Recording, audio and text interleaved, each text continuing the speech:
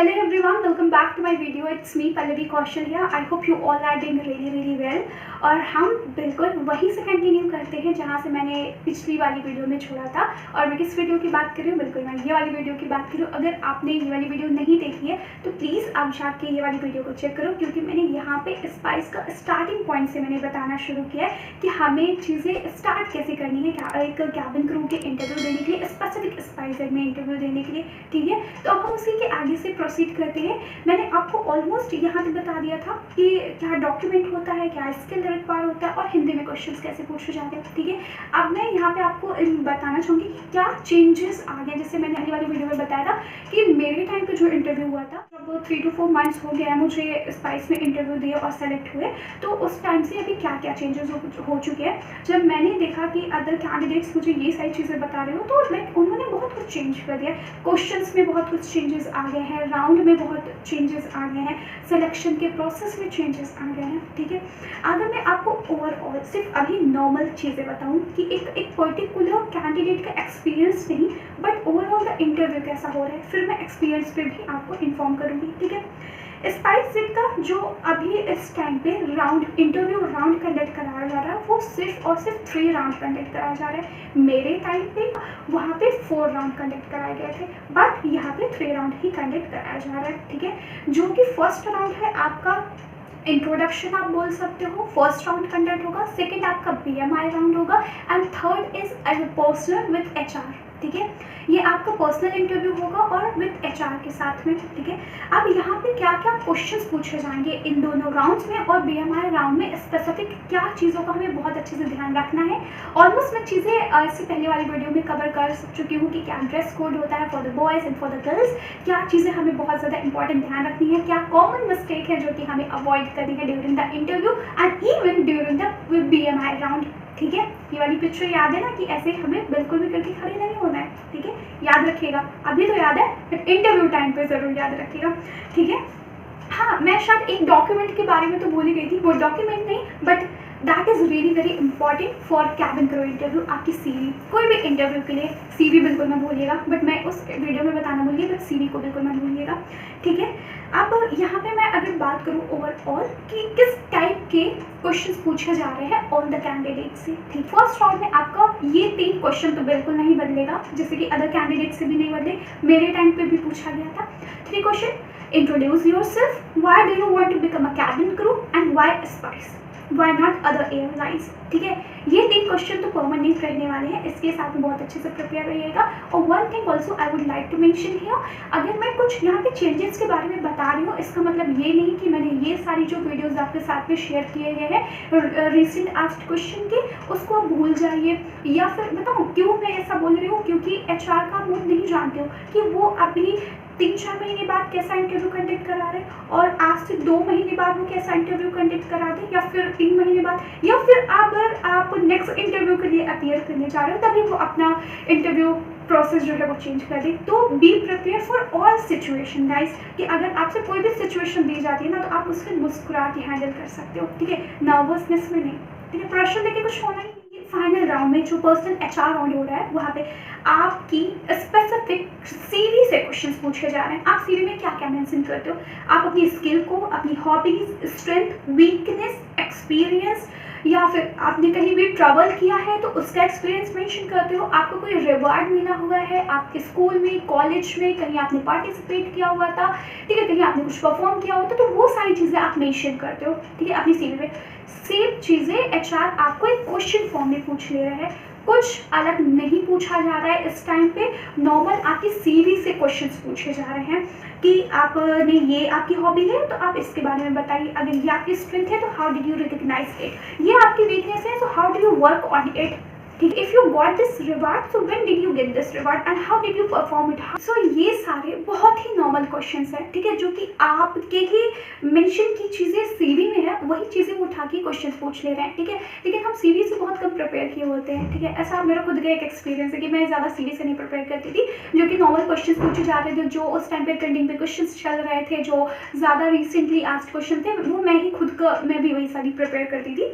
ठीक है, अगर मैं यहाँ पे आपकी बात करूँ, the next very important thing कि आपने जो भी अपनी सीवी में अपनी क्वालिफिकेशन मेंशन की हुई है वो चीज़ आपसे पूछ लेंगे। लेट सपोज कि आप अभी अपना ग्रेजुएशन कंप्लीट कर रहे हो, ठीक है, कोई भी अदर सब्जेक्ट से आप अपना ग्रेजुएशन कंप्लीट कर रहे हो, आपकी क्वालिफिकेशन क्या है, अगर आप ये चीज़ कंप्लीट कर रहे हो, इस डिग्री को आप ये डिग्री कर रहे हो या फिर ये डिप्लोमा कर रहे हो, तो आप एक कैबिन क्रू क्यों बनना चाहते हो, आप अपनी स्टडी फील्ड अपनी क्वालिफिकेशन से क्यों हट के एक क्रू बनना चाहते हो। क्वालिफिकेशन से भी बहुत ज़्यादा क्वेश्चंस पूछे जा रहे हैं इस टाइम पे, ठीक है। नेक्स्ट वेरी इंपॉर्टेंट थिंग कि BMI में मैंने शायद ये चीज़ प्रीवियस वीडियो में भी मेंशन की थी, बट अगर जो कैंडिडेट ने नहीं देखा है, सिर्फ ये वीडियो देख रहे हैं, आप सुन लीजिए कि अगर BMI राउंड में आपका 1 kg, 2 kg, 3 kg over weight है या फिर अंडर वेट है, सो बी कॉन्फिडेंट, ओके है, ठीक है।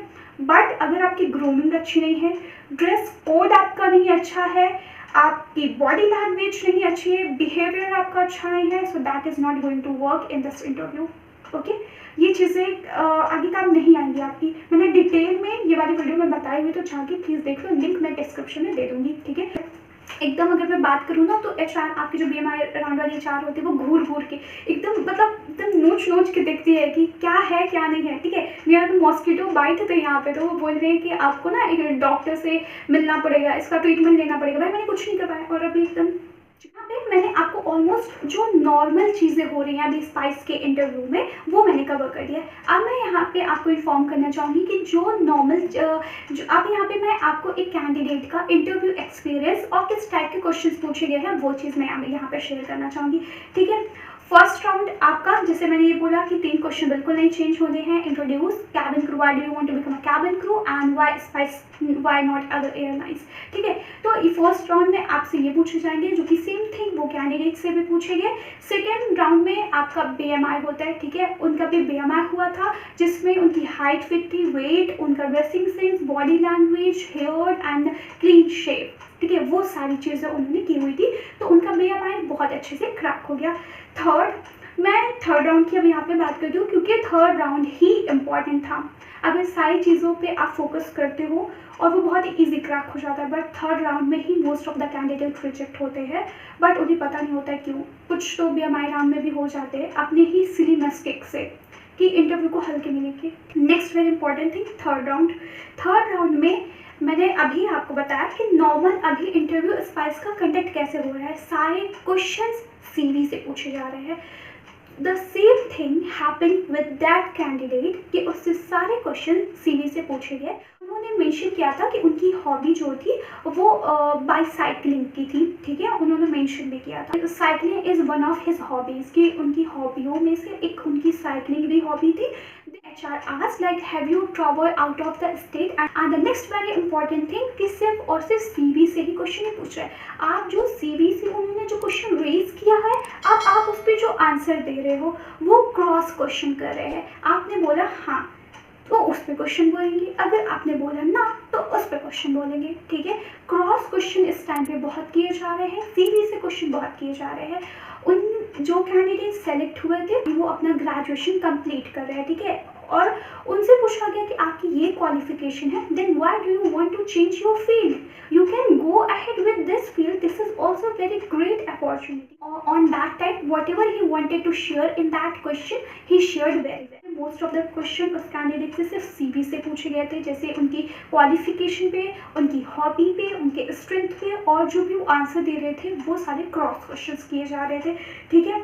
और अगर मैं यहाँ पे बात करूँ कि कितने राउंड कंडक्ट किए जा रहे हैं, तो गाइस सिर्फ और सिर्फ 3 राउंड कंडक्ट किए जा रहे हैं। इस टाइम पे GD ग्रुप डिस्कशन को हटा दिया गया है, ठीक है। आई डोंट नो कि वो कब तक GD नहीं कंडक्ट करते हैं, बट इस टाइम पे GD को नहीं कंडक्ट किया जा रहा है, ठीक है। So currently they are not taking GD round, okay. Third round को क्रैक कर लेते हो तो ऑन द स्पॉट आपको नहीं बताया जाता है कि आप सेलेक्ट हो या फिर रिजेक्ट हो, आपको बोला जाता है, जैसे मुझे भी सेम थिंग बताई गई थी और उस कैंडिडेट को भी सेम थिंग बताई गई है कि आप साइड वाले रूम में जाके वेट करो, बैठो वहाँ पे, एक वहाँ पे ऑलरेडी पर्सन है जो कि HR है, आई डोंट नो कि वो क्या HR है या फिर वहाँ के एम्प्लॉय है, तो फिर वहाँ पे वो अपने लैपटॉप पे वर्क करते रहते। मैं जितनी बार उस रूम में गई, आई डोंट नो कि वो क्या करते रहते, कटपट वो करते रहते हैं। और आप वहाँ पे 2-3 कैंडिडेट होते हैं जो कि फाइनल राउंड के लिए सेलेक्टेड सेलेक्टेड होते हैं और आपको बोला जाता है कि आप वेट करें। वहाँ पे आपको 20 to 25 मिनट प्रॉपर वेट कराया जाता है। वहाँ के अदर जो वर्कर होते हैं वो आपसे आके बात करते हैं कि क्या एचआर ने क्या बोला है, कि उन्होंने बोलते हैं कि मुझे बोला कि आप जाके वेट करिए, बस इतना पूछ के उनका काम होता है। वो चले जाते हैं, 5 से 10 मिनट के लिए फिर से गैप हो जाते हैं। फिर उसके बाद में आपको बताया जाता है कि आप रिजेक्ट हो या फिर सेलेक्ट हो। अगर आप सेलेक्ट होते हो तो ऑन द स्पॉट आपको ऑफर लेटर प्रोवाइड कर दिया जाता है। उसके बाद में आपको जो फ़ी अमाउंट होता है, एकोमोडेशन होता है, मेडिकल टेस्ट होता है, वो सारी चीज़ें बताई जाती है। अगर आप एक सेलेक्टेड कैंडिडेट उस टाइम पे नहीं होते हो, so they will say to you directly like leave for a day, we will mail you, ठीक है, कि वो आपको मेल करेंगे। ये सिर्फ और सिर्फ एक होप होती है, और वो एक रिजेक्ट अगर आती भी है मेल तो वो सिर्फ और एक रिजेक्ट मेल आती है मोस्ट ऑफ द टाइम, ठीक है। ये उनका एक इंटरव्यू प्रोसेस है, वो चेंज भी कर सकते हैं, मे बी अगले महीने या फिर इसी महीने वो सिलेक्शन का भी मेल शेयर करने लगे। बट इस टाइम पे जो है कि अगर वो मेल करते हैं तो रिजेक्शन का ही करते हैं, या फिर मे बी कुछ चीज़ों सोच के आपको बाद में सेलेक्टेड का भी मेल कर दिया जाए, बट ऐसा बहुत कम होता है। ऑन द स्पॉट आपको ऑफर लेटर वो प्रोवाइड कर देते हैं, ठीक है। जिस कैंडिडेट की मैं बात कर रही हूँ, इंटरव्यू एक्सपीरियंस शेयर कर रही हूँ, उनको भी ऑन द स्पॉट बता दिया गया था, ऑफर लेटर उनको प्रोवाइड कर दिया गया था। एंड देन कि मैं यहाँ पे अगर बात करूँ कि जब आपको ऑफर लेटर बता दिया जाता है उसके बाद में क्या प्रोसेस होता है। डॉक्यूमेंटेशन ऑन द स्पॉट होता है, डॉक्यूमेंटेशन ऑन द स्पॉट नहीं होता है। कोई भी चीज़ आपसे तुरंत नहीं मांगते, इवन वो पासपोर्ट को भी नहीं पूछते। मुझसे तो पर्सनली नहीं पूछा गया था कि आपके पास पासपोर्ट है या नहीं है, बट हाँ जब डॉक्यूमेंटेशन होगा तब आपसे बिल्कुल पूछा जाएगा। तो अगर नहीं है तो आई डोंट नो कि आप रिजेक्ट हो जाओगे या फिर सेलेक्ट हो जाओगे, या फिर कितना टाइम पीरियड आपको प्रोवाइड किया जाएगा, ठीक है। फिर उसके बाद में आप जब अपॉइंटमेंट लेटर आपको ऑफर लेटर आपको जब मिल जाता है तब आपको बताया जाता है आपकी मेडिकल फ़ी जो कि होती है 5,000 रुपीज़ आपको मेडिकल के लिए पे करने होते हैं। आपकी जो ट्रेनिंग फ़ी होती है वो आपको 2.5 लाख रुपीज़ पे करने होते हैं। और मैं उन कैंडिडेट्स को बिल्कुल यहाँ पर क्लियर करना चाहूँगी जो कि मेरे वीडियोज़ को देखते हैं, और अगर मैं कोई भी क्वेश्चंस शेयर करती हूँ, मैं अपना खुद का अगर मैंने जब इंटरव्यू एक्सपीरियंस शेयर किया हुआ था, उन्होंने बोला था कुछ कैंडिडेट्स हैं कि वहाँ के रिक्रूटर अच्छे नहीं हैं, या फिर उन 2.5 लाख रुपीज़ नहीं चार्ज किया जा रहा है for the cabin crew training in spices. So this is totally wrong guys. Particular जो कैंडिडेट सेलेक्टेड है उनसे भी मुझे कंफर्मेशन मिला है, जो कैंडिडेट सिलेक्ट नहीं है बट वो किसी के कॉन्टेक्ट में, जिनके फ्रेंड्स सेलेक्ट हुए, still they are charging 2.5 lakh for 6 months training, ठीक है। तो 6 मंथ की ट्रेनिंग के लिए अगर मैं बात करूँ कि 3 मंथ की ट्रेनिंग इस टाइम प्रोवाइड की जा रही है या फिर 6 मंथ की, तो गाइज इस टाइम आपको 6 मंथ की प्रॉपर ट्रेनिंग प्रोवाइड की जा रही है स्पाइसेज के साथ में, ठीक है। मैंने बता दिया मेडिकल अमाउंट आपका 5,000 रुपीज़ लगेगा। ट्रेनिंग कैबिन क्रू की ट्रेनिंग के लिए 2.5 लाख रुपीज़ लिखेंगे, विच इज़ नॉन रिफंडेबल। अगर आप ट्रेनिंग में रिजेक्ट हो जाते हो या फिर कोई भी प्रॉब्लम होती है, या फिर आप सब कुछ अच्छा चल रहा है बट 7 मंथ या फिर 8 मंथ बाद आप सोचते हो कि नहीं I do not want to continue with this field, तब आपका कोई भी अमाउंट रिफंड नहीं होगा, ठीक है। या फिर एक पर्टिकुलर टाइम बाद तभी आपका यहाँ पे अमाउंट रिफंड नहीं होगा। This is totally non refundable, वो आपको ऑन द स्पॉट बताते भी है, ठीक है।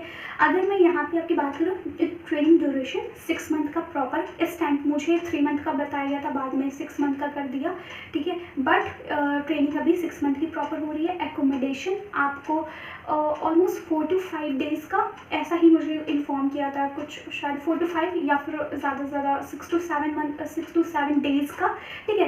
मैं इतना याद नहीं है मुझे अभी कि कितना, मुझे लगता है 4 to 5 डेज़ का ही उन्होंने बोला था। तो ये आपका एकोमोडेशन रहेगा, उसके बाद में आपको खुद का अपना पीजी खाना पीना खुद का देखना होगा, ठीक है। अब यहाँ पे मैं एक चीज़ बताऊँ कि training like cabin crew training is paid और अनपेड। गाइस, तो आपकी 6 मंथ की ट्रेनिंग होती है, उसमें से जो आपके लास्ट के जो 5th मंथ और 6th मंथ होता है, आई गेस कि वहाँ से वो स्टार्ट करते हैं आपको पे करना। बट कितना स्टार्ट करते हैं, जब मैंने इंटरव्यू दिया था तो मैंने ये चीज़ पूछी डायरेक्टली नहीं थी, लेकिन जब मैं बाहर निकली तो मैंने उनको कॉल करके ये चीज़ पूछा था कि मुझे कितना अमाउंट पे किया जाएगा ड्यूरिंग द ट्रेनिंग, ठीक है।